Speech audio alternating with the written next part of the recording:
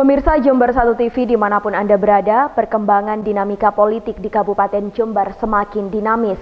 Berikut kami hadirkan Tajam Parlemen untuk Anda. Bersama saya Prima Ervantari, Anda kembali menyaksikan Tajam Parlemen.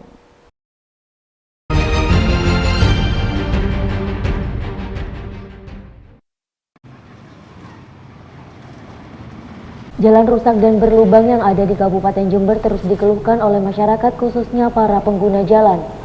Bahkan tidak jarang masyarakat melakukan aksi perbaikan terhadap jalan berlubang agar tidak lagi menyebabkan kecelakaan. Namun Ketua Komisi C DPRD Jember Siswono menilai maraknya aksi tutup lubang oleh masyarakat menandakan pemerintah belum hadir dalam menyelesaikan persoalan yang dihadapi masyarakat. Karena itu Siswono meminta kepada Bupati dan jajarannya agar lebih peka terhadap kepentingan masyarakat dengan merealisasikan dana APBD yang sudah disahkan untuk membangun Kabupaten Jember, khususnya perbaikan jalan rusak agar tidak semakin parah, sebab fasilitas jalan yang memadai merupakan salah satu hak rakyat.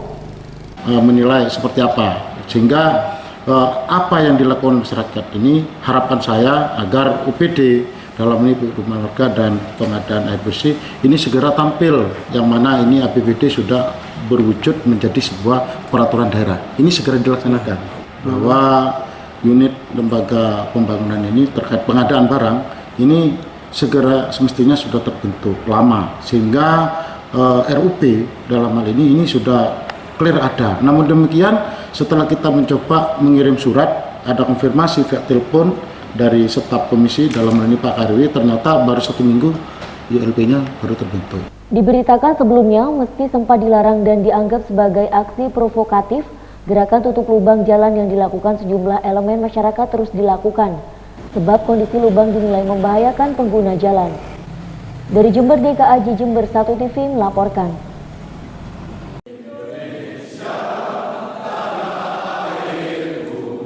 Tidak ingin proses lelang jabatan berlangsung lama, Komisi A DPRD Jember meminta Bupati Jember Dr. Faida agar tidak lagi menunda pengisian jabatan.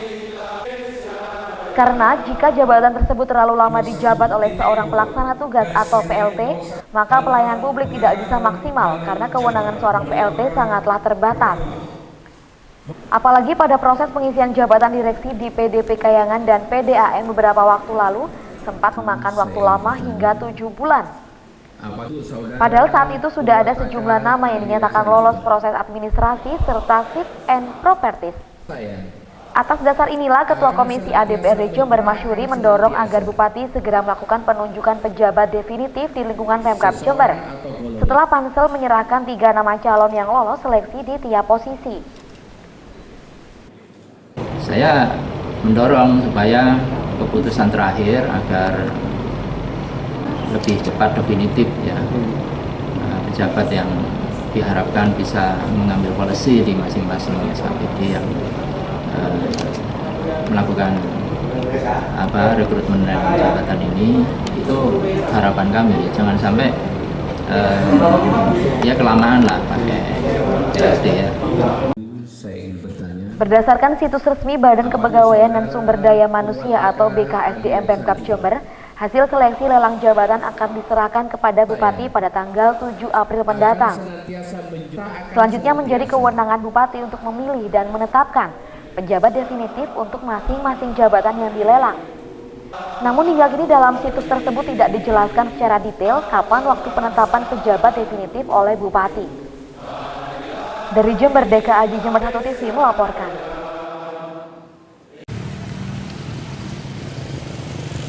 Terhambatnya proses pembangunan di Kabupaten Jember disebabkan oleh pembentukan unit layanan pengadaan atau ULP yang lambat, sehingga pengerjaan pengadaan barang dan jasa di Jember belum terrealisasi dengan baik.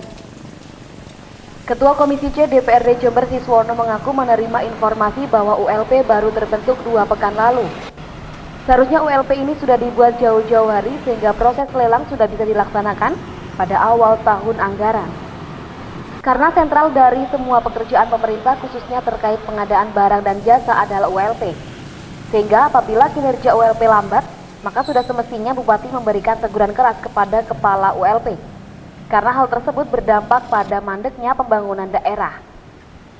Feedback kembali kepada periode sebelumnya, bahwa RUP itu sebenarnya di awal bulan 2 itu sudah clear ada, dan setelah itu masing-masing UPD, kalau dulu SKPD itu sudah mencoba melakukan mengantarkan dokumen kepada ILP, yang selanjutnya ILP ini melakukan pengumuman terhadap komunitas konstruksi untuk pengadaan barang dan jasa ini segera dilakukan lelang, yang lelang. Nah, namun demikian, ini jujur sekali lagi saya katakan, apa yang terjadi di Jember, khususnya di ULP, ini sangat terlambat. Dari Jember, DKAJ Jember 1 TV melaporkan. Tembakau jenis laok sangat membutuhkan proses pengeringan yang maksimal agar kualitasnya tidak menurun. Terlebih pada saat cuaca buruk yang terjadi seperti saat ini, sehingga anggota Komisi B DPRD Jember Imam Suyuti menghimbau kepada para petani tembakau agar tidak menanam terlalu banyak, apalagi para petani yang tidak memiliki gudang pengering sendiri. Karena untuk menjual tembakau, para petani harus melakukan proses pengeringan terlebih dahulu. Biasanya para petani yang terlanjur menanam tembakau dengan jumlah besar akan menjual hasil panennya dengan harga yang murah. Selain itu, zonasi penanaman juga perlu untuk diperhatikan.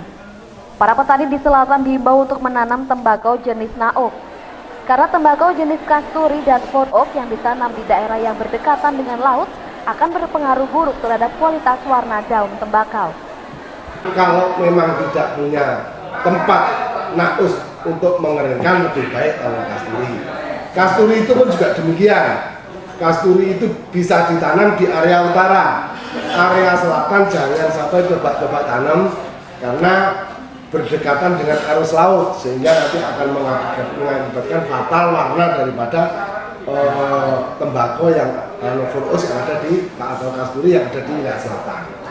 Legislator dari fraksi Kebangkitan Bangsa tersebut berpendapat tahun ini merupakan kesempatan untuk membangkitkan kembali para petani tembakau dengan perencanaan manajemen yang matang, dan apabila tidak dilakukan dikhawatirkan para petani tembakau akan merugi dan tidak akan ada lagi kejayaan tembakau di Jember. Dari Jember, DKAJ Jember 1 TV melaporkan. Informasi tadi sekaligus menutup jumpa kita dalam Tajam Parlemen edisi hari ini. Anda juga dapat menyimak informasi tadi di website kami di www.1tv.co.id. Dan saya Prima Ervantari mohon undur diri dari hadapan Anda. Terima kasih atas kebersamaannya. Sampai jumpa dan salam 1 TV.